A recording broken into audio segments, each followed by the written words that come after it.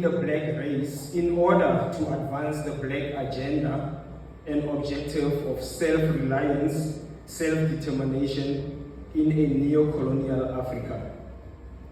What we seek to explore in our presentation this evening is to examine the primary functions of education within the context of a lived experience of African people in the Pan-African world, to understand the socio-economic and political ramifications of an education system that is aimed at miseducating the African child, to emphasize the need for an African-centered curriculum, furthermore, to help and guide the African child's mind to navigate around the intricacies and harsh realities of a world that is anti-black progress, development and advancement.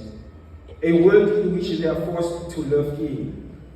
In a broader sense of things, we are offering them a decolonial, or rather a decolonized system of education that will enhance and maintain the survival of the black race. What is education, or how do we define education within the context of an African, or rather Africa that seeks to rid itself from the physical of the questions, pertinent questions we ought to ask ourselves, and at the same time produce answers to such questions, as we cannot only ask questions without trying to find the answers to those questions we are asking. Because failing to do so would be lazy thinking, and the revolution does not need lazy thinkers. And so our children, whom we seek to prepare for the future, cannot be lazy thinkers. That will be a serious indictment on us. This may also have potential catastrophic consequences for us as a race. So the primary functions of education within the context of a lived experience of an African people in the African world should be, as Dr. Kalushi Goga clearly puts it, and I quote, to create a consciousness amongst both the children and adults that could encourage and enable them to think positively in the reclaiming and reconstruction of their history, cultural heritage, identity, and personhood, close quote. The racist colonial system of education has as its objective to keep us, or rather to keep the black child, ignorant and incapable to reach the highest rung up the ladder of information and knowledge. Because they thrive on our ignorance, and it is a major business to them. It is for this reason that our attitude towards education should be one of a serious affair to us. It should go beyond the mere reason of just attending school to pass with distinctions, only to graduate with a qualification that has never intellectually prepared you or prepared the black child to rise above the level of menial duties, understanding and obeying of commands, as Dr. Boka also notes. Even an African-centered curriculum or schooling system must be subjected to rigorous form of evaluation on the fruits that it's supposed to bear. We should be able to ask what are the benefits of such an education for the black child, because a tree is only known by the fruits it bears.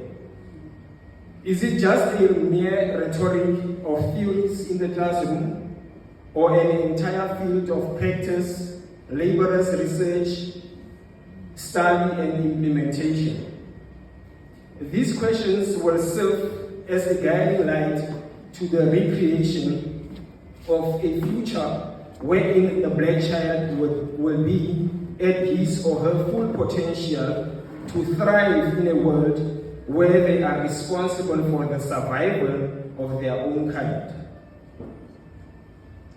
His Imperial Majesty Emperor Haile Selassie notes, open quote, A school is to change one's character, just as a person looking into a mirror could rid himself or herself of the dirt that is upon her or him.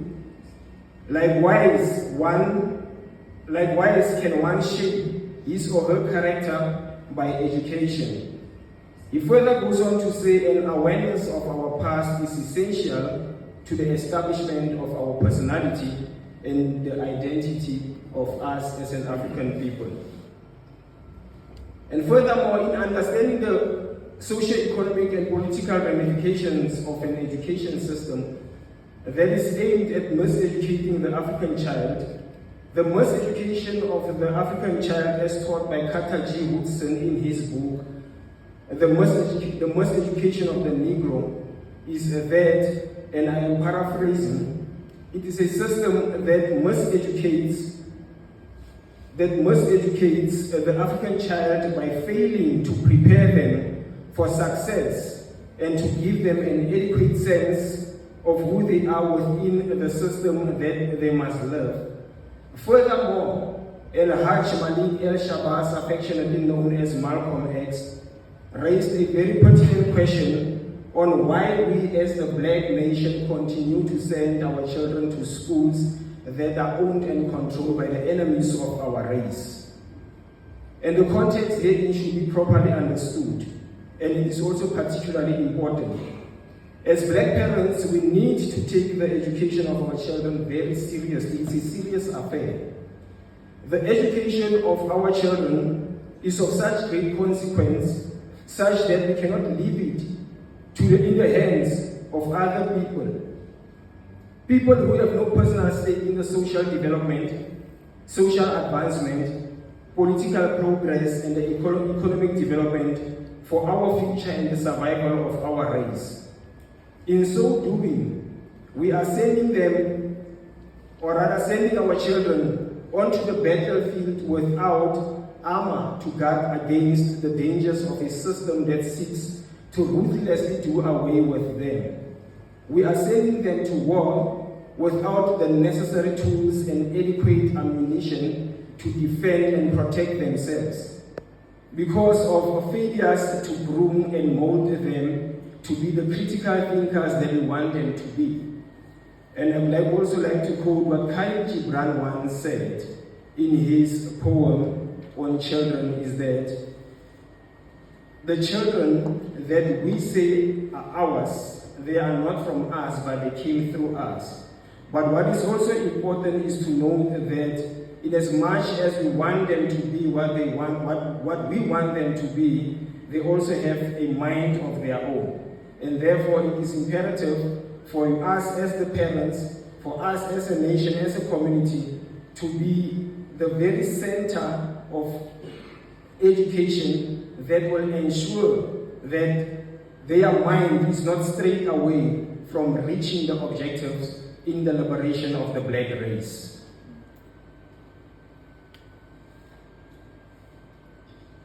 In Setswana, bare lorelo ojwa lo salemetse. The outcomes of which could be catastrophic in my view, as this can potentially plunge them into a state of cognitive castration. We need to recognize that education is a form of war. Under such circumstances, there will be those who will walk away victoriously and there will be the defeated ones. And as history has also noted and documented, is that the victors will always glory above the defeated, and as a result, history is always written by the victors. And therefore, this moment, this evening, should be the time when we stand up as a people and rewrite our history, as my honorable president earlier on noted there, when his former, or rather his high school teacher or his lecturer once said that the textbooks should be rewritten by Africans. And those who have conquered them will lord over them. The situation that we are referring to is an evident one because the education system that we have been fed for over the years, the education system that we have been indoctrinated under, it has kept us into a state of perpetual slavery. The slavery might not be physical, it is mental. That's why it is important to prioritize the emancipation of the African child's mind. Such a situation can be or should be avoided by any means necessary because the future of our race is at stake. Can I please hydrate?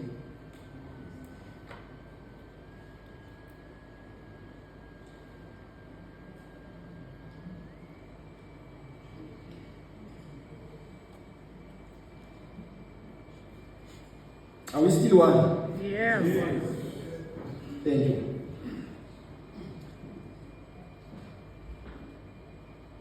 An education system requires a curriculum. But who is responsible in creating the curriculum? Who is responsible in drafting and dictating what the African child ought to be taught? Because this particular subject matter raises the question for an African-centered curriculum to answer the question of our survival as a race. The young black geniuses, I believe, are the answers to the question of the future of Africa and the survival of our race.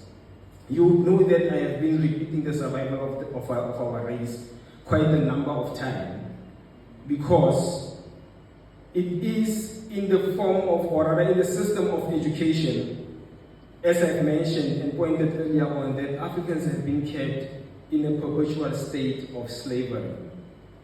We may not recognize that we are slaves, but there is ample evidence that suggests or perhaps point us to the slavery that is beyond the chains.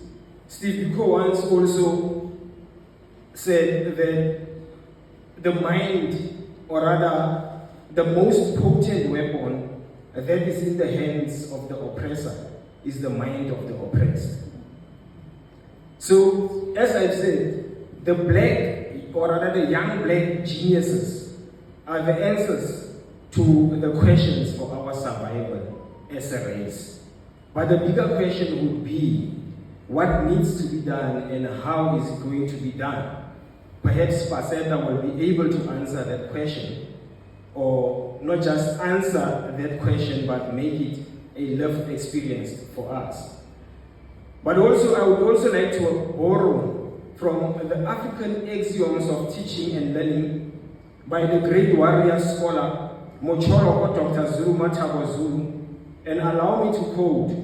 He said, "The melanated mother buffalo teaches the melanated buffalo child at the buffalo school that was birthed by the buffalo ancients who have gone before her. The learning begins in the primordial waters, inside the stomach through the cultural metaphysical cues of her environment. The brain of the child is wired through the cultural environment of the buffalo clan. When the buffalo student is ready, after viviparous landing, the griot professors make an appearing, and the doors of the buffalo school open ajar to welcome the effervescent student." Close quote. What Mochoroko brings to our attention and realization is that there is an interconnectedness of the young buffalo's education and its cultural environment, which is a total creation of the entire buffalo clan.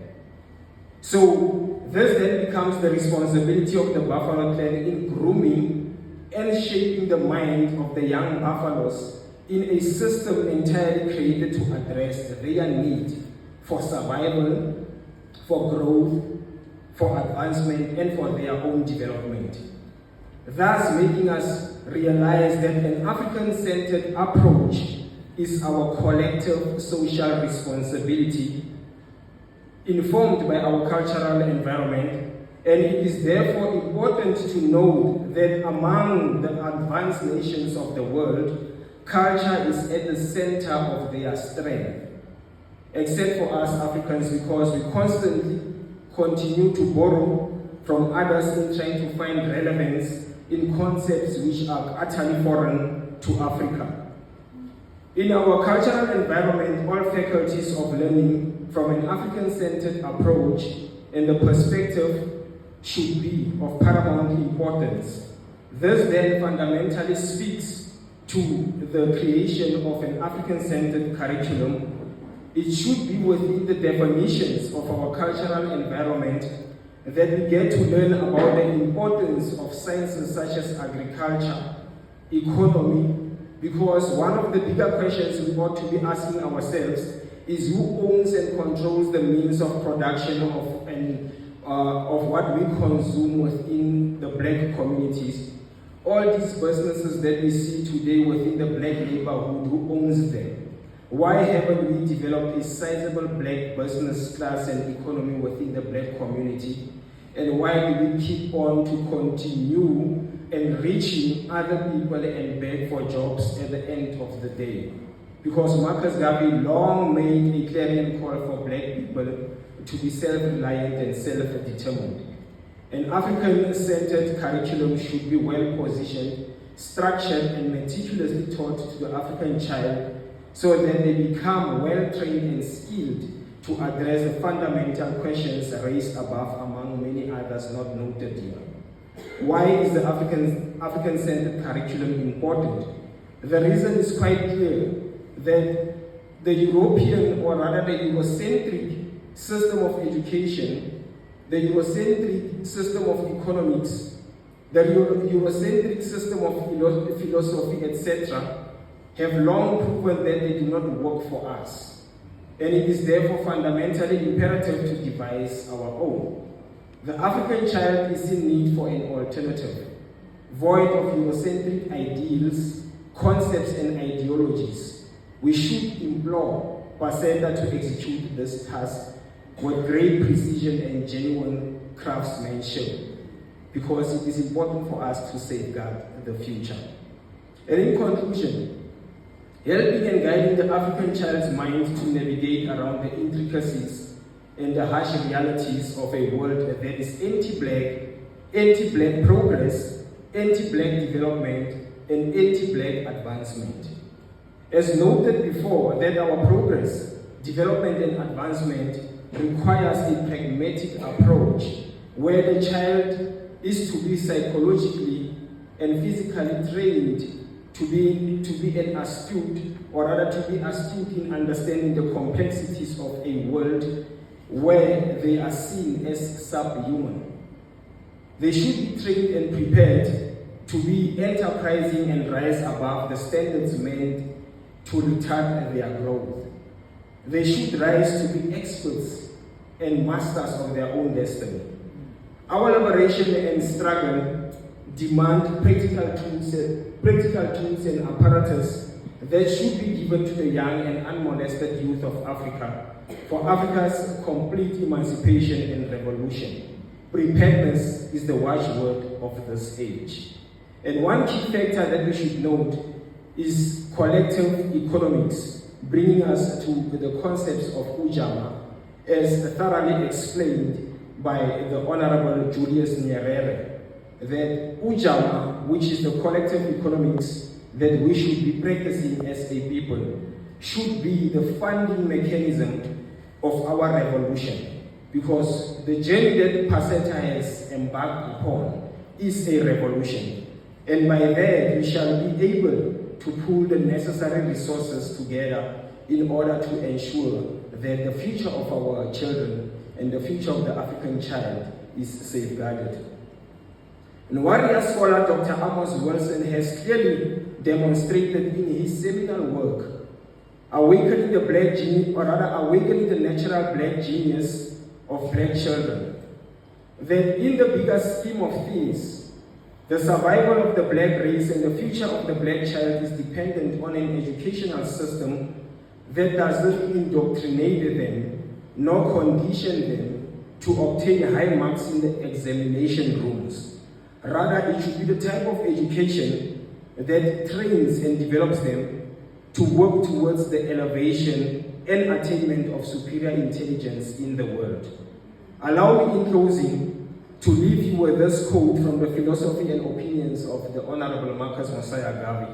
And he says, I quote, "All of us may not live to see the higher accomplishment of an African empire, so strong and powerful as to compel the respect of mankind, but we in our lifetime can so work and act as to make the dream a possibility within another generation. Let Africa be our guiding star and our star of destiny. Asante sana Paseta, Uhuru Africa, asante sana Paseta." The council of elders is to actually act in isolation. We therefore call upon all of our ancestors, those known before us, and those whose names are not known or were taken away from our memories, as we try to align ourselves with the universal life force, guided by the Ma'atic principles of Ubuntu, justice, reciprocity. With this foundation, we say to all present here, Sanbonani, Numerani, Nda, Hotel. We greet you conscious beings, seekers of truth, and co-creators in pursuit of what we call Uhuru. As we embark on this journey, Professor Kapa Hiawatha Kamene, in his key volume entitled Spirituality Before Religions, Science as Sin Spirituality and Spirituality as Unseen Science, he calls our attention to the following: that for a proper reawakening of Africa requires us to tap in what he called the ethereal knowledge. And he wrote this: every individual is born with a cosmic encyclopedia that contains all information that has ever existed, exists now, and will one day exist in the future. And the ancient ones called this eternal library, the Akashic record.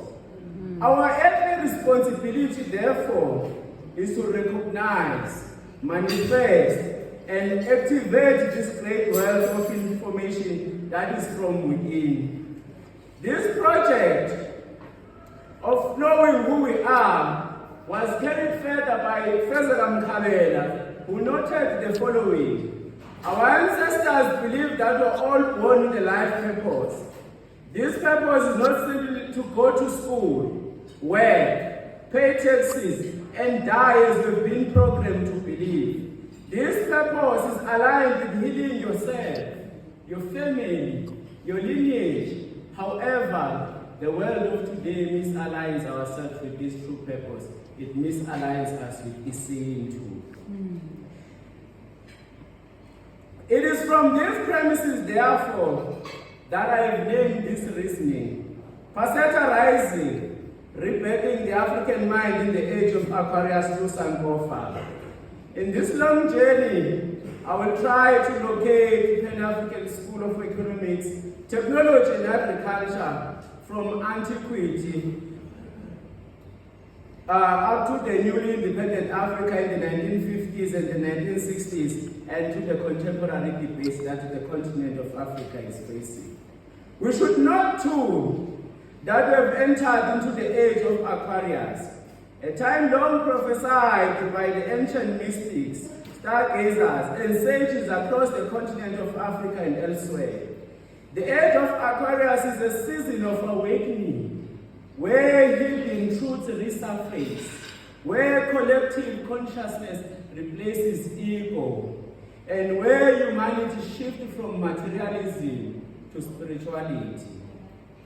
For in this stage, we are therefore called upon to decolonize not only our institutions, but our minds, our souls, our dreams. For we know that colonization was not only a theft of land, but it was about hijacking one's imagination. For our esteemed elder, Prof. John Henry Clark, in a preface to a book written by Shakanta Diop, Barbarism of Civilization and Authentic Anthropology, he notes the following. In the 15th and the 16th century, Europe not only began to colonize most of the world, but also instituted a systematic colonization of the information about the world.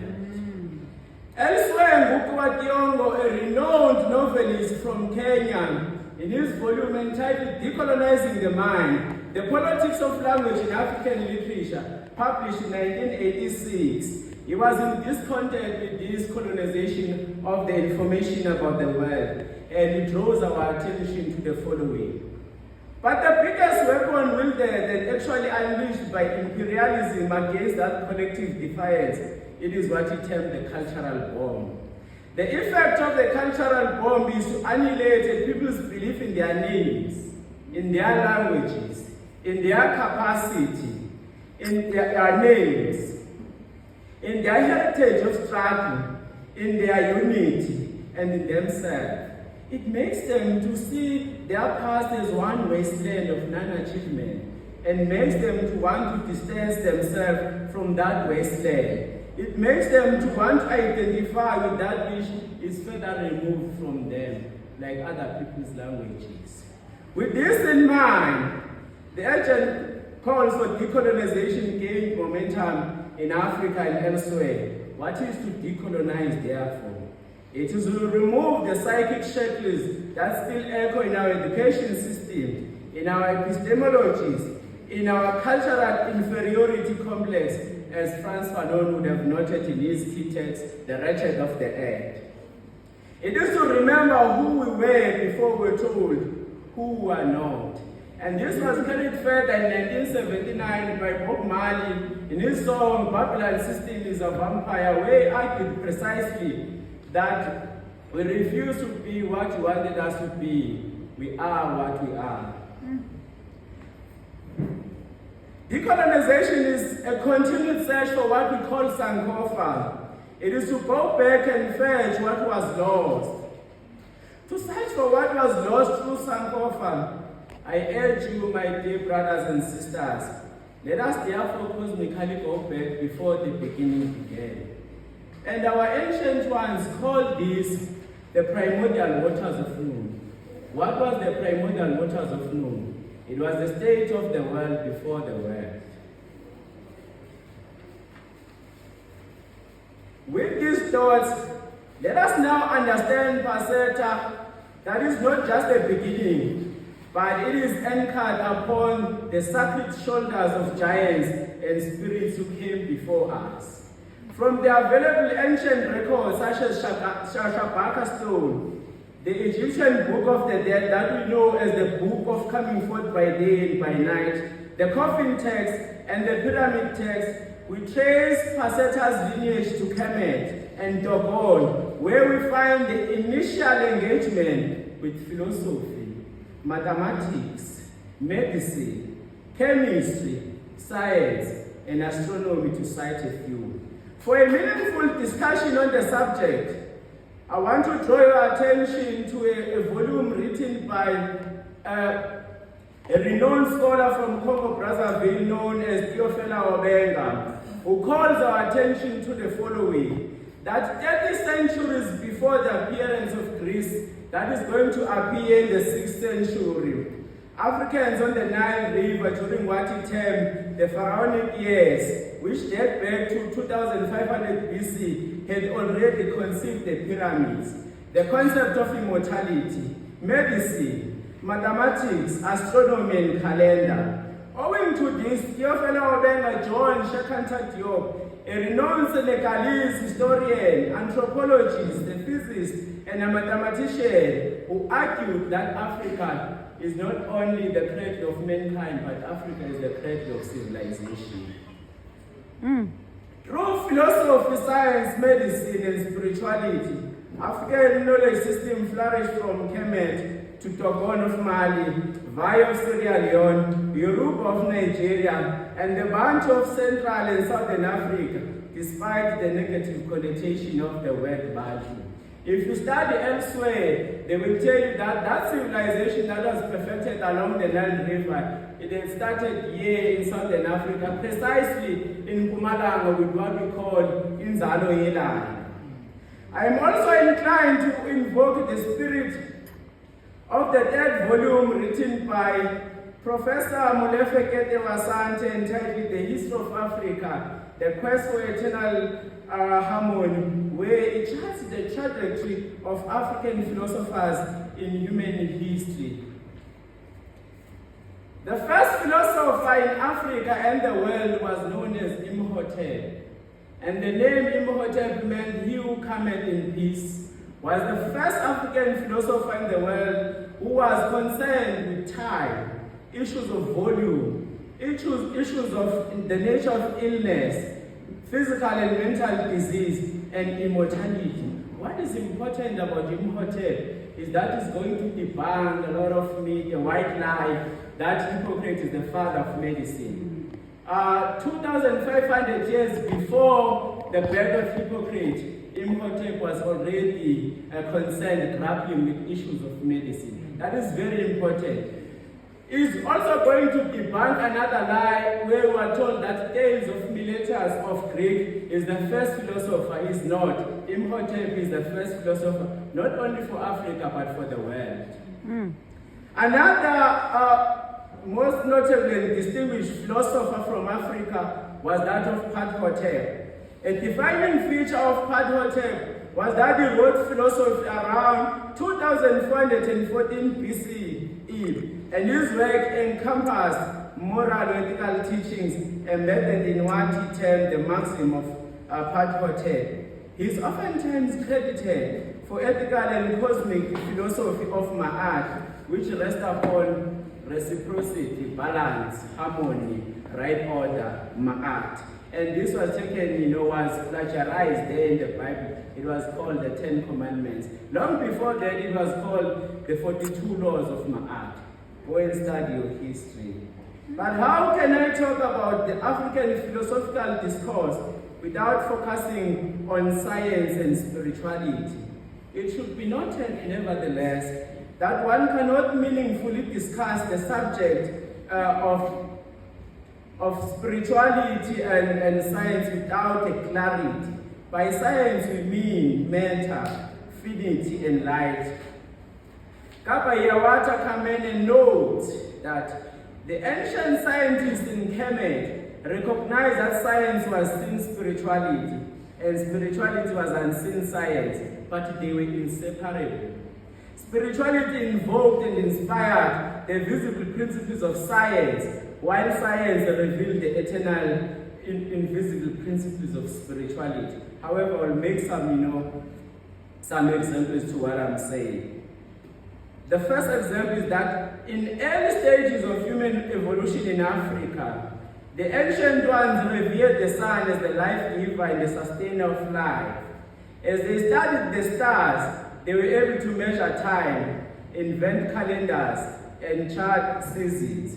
Given this, one may decode that the science of the sun is at once the meaning behind the scientific knowledge of the calendar. Also, the same science of the sun is the manifestation of the spiritual concept of the universal life force that is all-encompassing, that we've come to know as the Creator. Another compelling manifestation of the interdependent of nature of spirituality and science is revealed in the study of pyramids. Of interest, the mathematical knowledge of geometry, that is, properties, shapes, size of positions and figures in space, were the foundational knowledge for the Great Pyramid of Giza. At a spiritual level, the same Pyramid of Giza, we are told by the ancient ones that it is astronomically aligned with what we call the Orion Belt. It is also associated with the Osirian resurrection drama of the afterlife, which predates and antedates Christianity. Paseta is also part of the continued 19th century dialogues about the nature of the African university.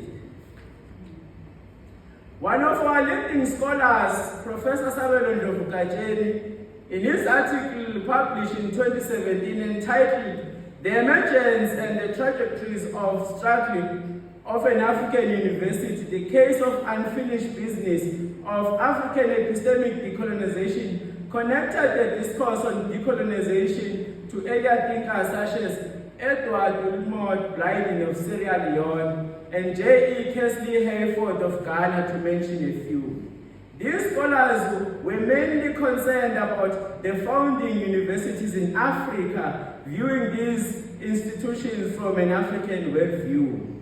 Without question, according to Blyden, he rejected a foreign-based university in Africa, electing instead to prefer a model rooted in African educational traditions, drawing inspiration from earlier institutions such as University of Al-Azhar, which was built around 972 AD, and University of Sankore, which was built around 12th century. What is important here is that we don't need a Paseta in Africa, but we need a Paseta that is framed from African philosophies. Elsewhere, Blyden noted that an African university, not a university in Africa, should deal precisely with issues of African personality, which according to him was premised on orienting African philosophies to teaching and learning with an attempt to restore a distinctive African mentality. In a different setting, Hayford, who was from Ghana, in his volume entitled Ethiopian Bound, Studies in Race and Emancipation, anchored his chief interest in African university, rejecting a Western-style university in Africa. In his eyes, an African university was envisioned through African culture, roots and values. It was about the centrality of Ethiopia in Africa and the extent to which African universities advocated for African identity. The drawback of this, however, Africa saw the re-emergence of foreign-based universities such as Fora Bay College, which was built in Sierra Leone in 1876, and the Achimota College, which was built in Ghana by 1924. So what are the broader implications of having a university in Africa instead of an African university? The broader implications is that this institution produces a student in Africa whose intellectual thinking, behavior, and orientations were based in Europe. This is true for Ibebe Chinwezi from Nigeria in his text, Decolonizing the Mind, who referred the implications of a university in Africa for students as a process of miseducation. By this, miseducation was responsible for engineering a black European student in the sense that, for example, a low-trained student was only capable to grasp what was within the constitutional or legal framework. The debates about the future of Africa were carried over to the newly independent Africa in the 1950s and the 1960s. And the focus was on African history, African philosophy, African literature, to mention a few. However, I'm not going to touch on those aspects due to time. But I want to locate Paseta to the pertinent struggles of what they termed economic decolonization. In his volume entitled Neocolonialism, the Last Stage of Imperialism, published in 1965, Ngwame Osachev Nkrumah saw the political independence without economic as inadequate. It was therefore obvious for him that economic decolonization is the extent to which Africa's minerals beneath and above benefit the indigenous people of the continent. Going back to Nkrumah, failure to attain economic decolonization ushered Africa to what he termed neocolonialism. What is neocolonialism? It is the continued exploitation of Africa's resources post-independence or post-formal independence. Shekanta Diop was also part of these discussions as he wrote a book around 1978 entitled Black Africa, the Economic and Cultural Basis for a Federated State, as he saw that economic decolonization for Africa meant that Africa ought to use its resources to empower itself. And he made this distinction that if the Congo River were to be used properly, Africa can raise enough food to feed itself and the entire Europe. That was Shekanta Diop for us. On another level, Andile Mutama is convinced that decolonization without addressing the land question is not decolonization. However, it is colonization of the decolonization discourse. From these considerations, economic decolonization project, it remains a continued project for Africa since Africa continues to be entangled in what they call the global matrices of power. Let us not forget that Paseta is not only born from ancient wisdom. However, it is also framed from the fires of Soweto uprising and Rose must fall and Fizz must fall. A careful assessment of Soweto uprising lies upon the work of the foremost African Pan-Africanist Andile Mutama in his key text, where he argued that is a decolonized university possibly in a colonial society. For him, the first generation of Black consciousness movement, led by Steve Biko in the 1960s through SASO, saw itself as a liberation movement, not as a student movement. Mutama further notes that the main